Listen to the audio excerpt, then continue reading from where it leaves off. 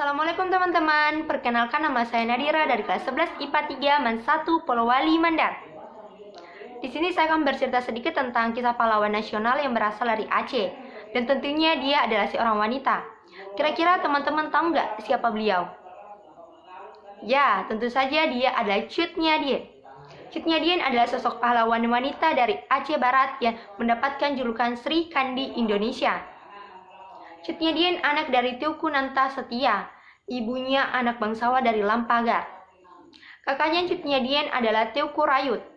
Cut Nyadien dilahirkan pada tahun 1848 dan dari sejak kecil Cut Nyadien mendapat pendidikan agama dari lingkungan bangsawan-bangsawan Aceh. Meletusnya Perang Aceh mulai tanggal 4 Juni 1873. Suami Cut Nyadien yang pertama adalah Teuku Ibrahim dari Lamga, anak dari Teuku Abbas Ujang Aron. Dari hasil perkawinan Teuku Ibrahim dengan Cut Nyadien dikaruniai anak perempuan bernama Cut Gambang. Suami Cut Gambang bernama Teuku Mayit Ditiro, yang keduanya meninggal ditembak Belanda secara bersamaan. Cut Nyadien menikah lagi dengan panglima perang bernama Teuku Umar Johan Pahlawan. Teuku Umar tertembak pada tanggal 11 Februari 1899 di Ujangkala, Mulabo oleh Belanda. Cut Nyadien ditangkap Belanda tanggal 6 November 1905 atas laporan panglima perang Teuku Pangloak kepada Belanda. Laporan panglima Pangloak bukan mengkhianatinya, tetapi merasa kasihan karena Cut Nyadien sudah sangat menyedihkan. Matanya sudah tidak bisa melihat. Tapi dengan syarat Cut Nyadien tidak boleh dianiaya atau diasinkan. Tapi ternyata pada tanggal 11 Desember 1906, Cut Nyadien dibuang ke Sumedang bersama seorang panglima perang dan seorang anak laki-laki bernama Teuku Nana yang berumur 15 tahun. Pada waktu itu nama Gubernur Jenderal Belanda J.B.F. Heuts yang menerima Cut Nyadien ketika tiba di Sumedang. Waktu itu Bupati Sumedang Panglima Arya Suryatmaja Pangeran Mekah, anak dari Pangeran Arya Kusuna Adinata Pangeran Sugi. Beliau cucunya Pangeran Suryatmaja Pangeran Kornel yang membuat jalan Cadas Pangeran. Untuk perawatan Cut Nyadien, Pangeran Arya Suryatmaja menyerahkan kepada seorang ulama Masjid Agung Sumedang yang sudah mendapat gelar penghulu bernama KH Sanusi.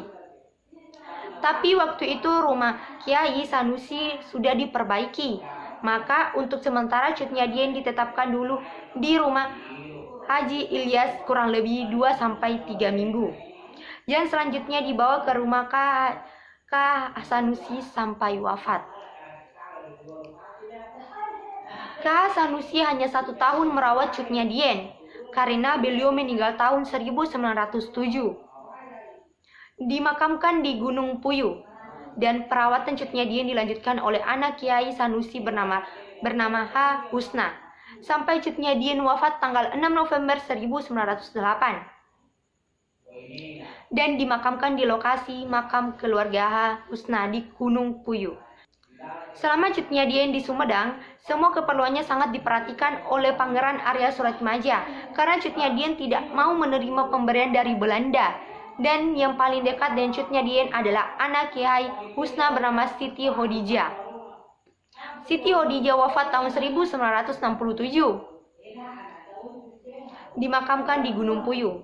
Cut Nyadien berkomunikasi dengan anak KH Sanusi, H. Husni, Siti Hodijah. Itu pun dengan bahasa Arab.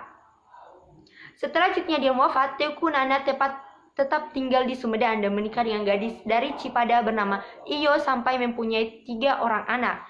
Yang pertama Mas Kun, yang kedua Nini, yang ketiga Sahria.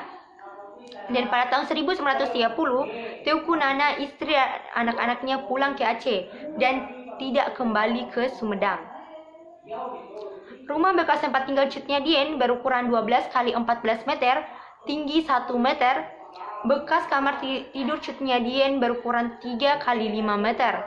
Ranjangnya berukuran 2 x 2 meter besi. Rumah tersebut dipugar tahun 1979, persis belakang Masjid Agung Sumedang.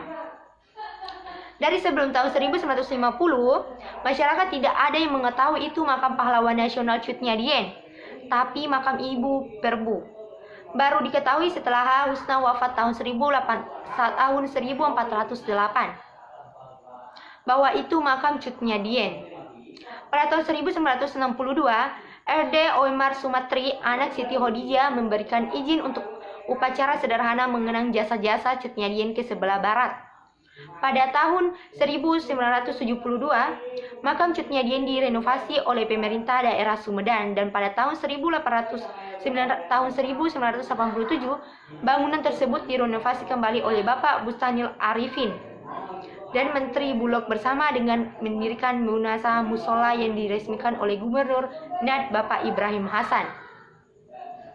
Demikian silsilah dan riwayat seorang pahlawan wanita Cut Nyak Dien Sri Kandi Indonesia yang berjiwa kesatria membela bangsa, negara, dan agama dengan lillahi ta'ala.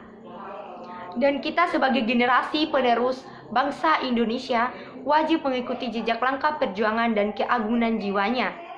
Semoga arwah Cut Nyak Dien dan semua para pejuang pembela tanah air Indonesia mendapatkan tempat yang layak di sisi Allah Subhanahu wa Ta'ala, sekaligus menjadi ahli surga. Amin ya rabbal alamin.